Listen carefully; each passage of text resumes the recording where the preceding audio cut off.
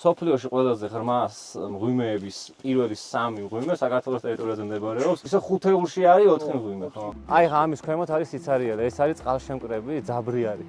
შეიძლება 50 მეტრი ქონდეს დიამეტრი, 100 მეტრი ქონდეს და ძაბრები რო იქცევა ზოგანაირო ერთი ძაბრის გვერდით მეორე ძაბრიცაა, მე მესამეცაა და თუ ეწოთა განმავლობაში ეს კოროზია, ეროზია და ნგრევა მოხდა და ჩაიშალა, ძაბრები ერთიან დიდ სივრცეს აერთიანებენ რა, პონორებად ერთიანებენ. ყვამლი მთლიანად კირხული მასივი არის და საკმაოდ დახვრეტილი არის, შეგვიძლია ვთქვა.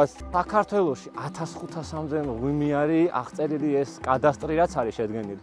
მაგრამ რა თქმა უნდა პროცესი ისეთია რა აქტიური, სულ უნდა განაახლო. ასხი არის მდინარის ხელისწყლის მარჯვენა. ძალიან საინტერესო ფორმა აქვს, გაქვავებული თევზის ფორმა, კირქული. ძალიან ასხს. აი ხა ტელეფონს რო დახედო, თევზის რაღაცა ვიმის ფორმა აქვს. დორადოს ფორმა გაქვავებული.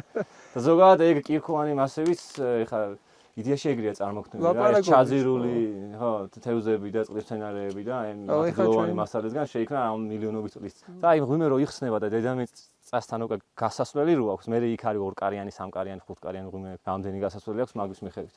მე უკვე თვლიან მღვიმის დაბადებას მაქედან რა. მღვიმის დაბადების ასაკი არის ეგ, როცა უკვე გამოვიდა წყალი იქნება შესასვლელი გაჩნდა. ხო, კი, ეგ მაქედან ითვლება.